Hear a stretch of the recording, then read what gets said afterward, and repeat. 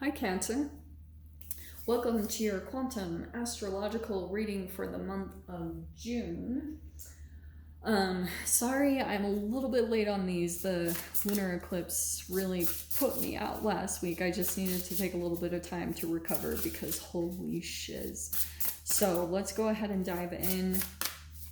This is for Cancer, Sun, Moon, or Rising.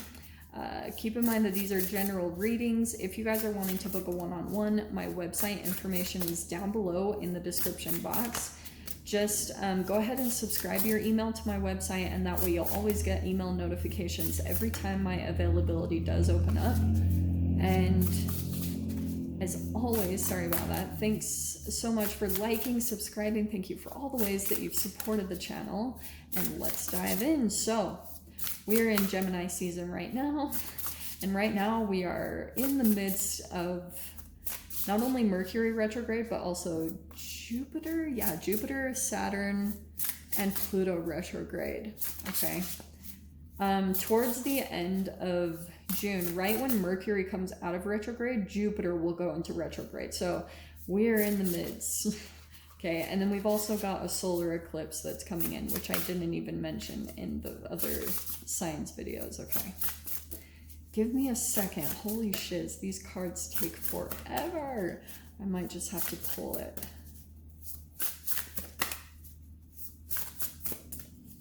They just shuffle really well. Okay, let's see.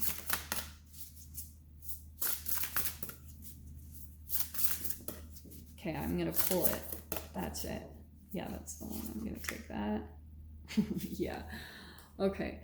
Very center, we have deep, quiet meditation and stillness. Yeah, that will be highly beneficial throughout this month because, yeah, Mercury retrograde, dude, I've already had hilarious situations come up. It just is going to require patience, some humor, and that's what's going to help you kind of move through these energies, okay? Oh, and we have the 11. I didn't even notice that. I just wanted 2 more for crying out loud. Oh, there we go. Oh, the fates. Okay, we have 49 up at the top. Son of a bee. Okay, we have skywriting the fates. That's really crazy. Okay. There's something written, like, I know this is going to sound very otherworldly and out there, but there's something kind of written in, like, God, these are such, like, cheesy words that I never use, but, like, destiny. It's written, it's like a contract or something that you had already planned before you came into this life type of a dealio with the skywriting and the fates. And one more.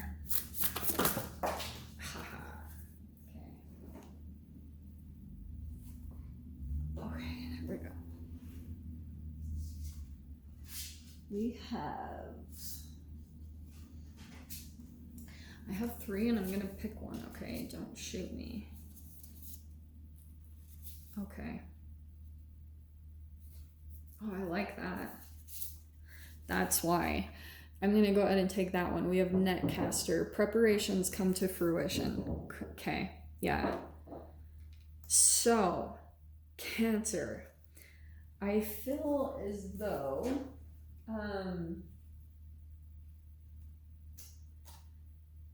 whatever is happening for you, it's like a time of deep quiet, which might be kind of uncomfortable, and you might be wanting to, if you're in current partnerships, you might be wanting to take a little space, or if you are in space, it might feel a tad uncomfortable because it is some type of a preparation for you.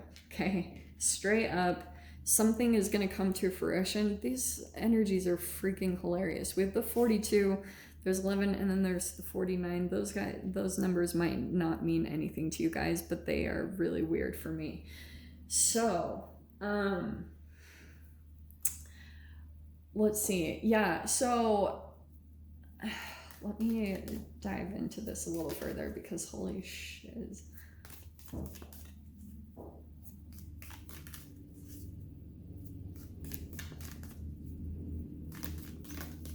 Let me get the first card. So while I'm doing this, while I'm waiting for these to jump out, in your first house, Cancer, is where yourself, you have Mars and Venus coming in there, which is pretty powerful. So there could be an emphasis on partnerships, but it's kind of a lot of balance. Like you might find yourself surprisingly pretty good at taking action, or like it's this balance between Mars, which is very warrior, you know, very masculine energy, and Venus is its counterpart. It's very feminine. So that's why I was saying that could be something that's happening within you. The way that you are seeing yourself this month is taking a lot of action, being very determined, and it might also start showing up physically. You might be becoming more attractive, or something about your physical appearance is like kind of becoming more beautiful. Let me see. Let me just start with one and then we'll go from there. Hold on. There we go. Okay. Yeah. So very first card, the way you see yourself, 10 of Wands, it's accomplishment with burden. There's a responsibility. There's some challenges that you've been trying to overcome, which is completion, which I like. So whatever this thing that's been happening for you, it's a release of a burden, something that you've been carrying around. That could be emotional. Those could be physical things that you're carrying around, whatever it is. There's something that you're releasing through the month of June. It's like coming to a final completion, okay? It's come from a lot of determination. Okay, we're gonna go from, yeah, look at that. What in the world? There's the 9 of Wands. Okay. So at times, look, there's discretion, unexpected gain, perseverance, and resilience. That's how you're going to be seeing yourself. That's coming into the second house, finances. So there it is. At times, it feels a little bit like this back and forth. You're like close to the completion. At times you feel maybe a little bit burnt out, but then you get like a gain. Maybe it comes even in financially. There's an unexpected gain that takes place, and it gives you like more motivation. You get a lift to actually finish it out. That's why I like this. It's coming to a completion. So that unexpected gain might come in financially, and it helps you to kind of stay motivated, or something happening in your finances, some tiny little increase or unexpected little gain that happens there. It's going to give you the motivation, or just like this energetic boost to finish something out. Okay. Third house. Yeah. Woo. Lots of fire. Okay. Wow. There's the Mars energy coming into all of these. Third house is 5 of Wands. There's competition or conflict. Yeah. Just don't even be surprised by that. Mercury is retrograde, for crying out loud. We have the 4 of Swords in your 4th house. Nice. So there it is. The meditation and stillness. You have stillness, healing, solitude, contemplation, and restoration. That's going on in your home. That's totally your house. That's a perfect, cool little synchronicity there. In your 5th, we have the Fool card. It's a brand new chapter, or taking the leap into something. That's your creativity, your hobbies. That also could be a romance. We'll dive into that. I'm just doing the general overlay. Justice card is coming into the 6th house. That's your health. So there could be something here about truth or justice or balance or clarity with your health that's coming in to try to get more balanced in your health. In your 7th house, we have the Moon card. Okay. There's your card. That's hilarious. In the 8th house, we have the 7 of Pentacles. Lots of stuff going on in your 8th house, which is death, sex, transformation. Oh, and look at that. The moon came into your 7th house, and the moon is going to be going on there, plus Pluto is retrograde in your 7th house, which is partnerships. Holy shiz in the freaking crap. Okay, let me finish this out. We have the 9 of Swords in your 9th house. Stress, anxiety, worries coming in occasionally. We have the Knight of Cups coming into your 10th house. So that could be an offer coming in connected to career somehow. It could be with a water sign. We have the Emperor in your 11th house, some type of business owner or something along those lines. And then The Priestess, there's Piscean energy coming into the 12th house of Pisces. Wow, this is a very synchronistic, hilarious reading. Okay, very psychic, intuitive. That's it. I feel like it's you, Cancer. All right, so you have the Sun and Mercury, which are going to be Mercury is retrograde in your 12th house. Okay, so I will say that there could be some communication. I mean, Mercury retrograde brings back past relationships. I'm just going to say it straight up. There could be unresolved things that are happening. It could be someone that you're connected to psychically, or you are very intuitively connected to a particular person, and there's a lot of conversation that's happening there. The Sun is also there, which is really interesting. So I am like honestly really baffled by that combination, because it feels as though it's somehow connected to like a lot of subconscious stuff. You know, 12th house is like, Pisces is, how do I even start by explaining Pisces? You guys know they're your cousin sign. So here's what I see here, okay? There's a brand new chapter. This Fool card is taking a leap into something, and it could be connected somehow to something that you do creatively.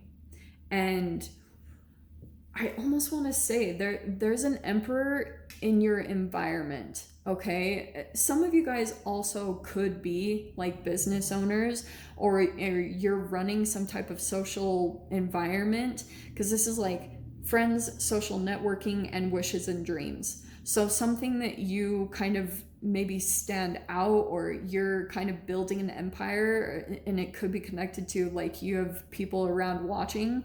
That's either you, or you've got like a boss or someone in your environment it's either your current boss that's somehow affecting you. It might be whatever is happening. I feel like it's with this person. For some reason, I feel as though there's like a very dominant energy in your experience, or that you've dealt with, and it's some type of like, maybe there's some conflict or competition. Okay, this 5 of Wands, yeah, there's like opposing energy, there's rivalry, conflict, and challenge. There's an energy with this person that I feel like is kind of affecting like this whole situation that you're trying to end this with, okay? What I was gonna say, the Moon and Pluto retrograde. Okay, Pluto retrograde coming in here. So it feels to me that there's like some type of partnership that you're connected to right now.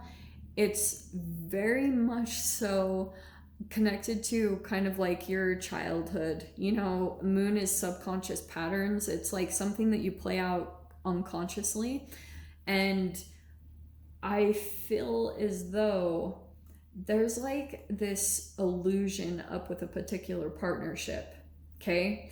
There's a lot of like putting on an illusion. It's trying to mask some type of emotions or things, and that's why it's like, yeah, this big emphasis on just stillness, solitude, restoring yourself, healing yourself, meditation, a lot of different energies like that are coming in, because I feel like Cancer, for you, there's something that's happening with your transformation that's taking quite a bit of time, because you have Saturn and Jupiter that are in there. So death sex transformation, that's somehow connected to kind of like, if you have been kind of like, if you've been trying to transform yourself and get into this new chapter, right? You're preparing for something to come to fruition, and it's connected here with the Fool, somehow connected with your creativity and your passions. Jupiter and Saturn are going to be working you over in your 8th house. So sometimes the way I see that with death sex transformation, it's connected with your root chakra, okay? It's your sexuality. It's a lot of things like that. And so I'm just going to throw this out there. Some of you guys might be deciding to be celibate or do things like that to just let your energy rejuvenate itself, just keeping everything inside so that it can do all the healing work that it needs to do. It's a lot of work that's going in there. So Saturn and everything connected there with your transformation, it could be a lot of things that you're doing to kind of maybe with your health, or maybe certain things because you're literally going through a destruct and a renewal, okay? And so this Saturn here is self-discipline and action that you're taking, which is going to bring you a reward. Jupiter brings you this huge reward from all of your dedication and your efforts and your perseverance, and you've got that all over the place. Like, you have been persevering, Cancer, big time. So I do feel as though there could be an offer coming in. It could somehow come in career. I'm not gonna lie, there could be some type of someone that comes in romantically or something, or there's like someone here. This feels more personal though, Cancer. Like, you might be doing something creative with a career. It might take a leap. I would say do it. Jupiter rewards you if you leap into things. Like, and it's hard, but you will learn through it. You have the intuition, you have the psychic abilities to be able to navigate through certain things. So it's kind of like, take the leap, whatever this is. Like, I know I try not to say like really direct things like that, but I'm not telling you guys to jump to a different country and start all over. No, I'm telling you, like, if you've been failing very strongly and intuitively to do something creatively, get in there. Don't wait to have a certification or wait for things to line up. No, you just do it, because it's aligned with your higher purpose. It's aligned with a higher version of yourself. And when you do that, it alchemizes you. And so, like, yeah, sometimes it can feel overwhelming, because when you're shifting into a higher frequency, sometimes it highlights lower energies around you. And once you start seeing it, this thing that you connect to, this creativity that you do, that you're very, very good at, it's going to take you out of the situation. And sometimes it's like a funnel of uncomfortable energy that you're shifting through, because you're going to move out of it and you're going to move into this new chapter. So that's why that netcaster is coming in, because it is some type of thing that's going to start manifesting. It's going to come to fruition. Dude, yeah, we have tons to go into. So if you guys want to join me in the extended, of course, feel free. Go down below, click on the Vimeo link, and I'll see you over there. But Cancer, if this is where we leave things, I'm sending you guys so much love, wishing you all the very best, and I'll see you in your next reading. Take care.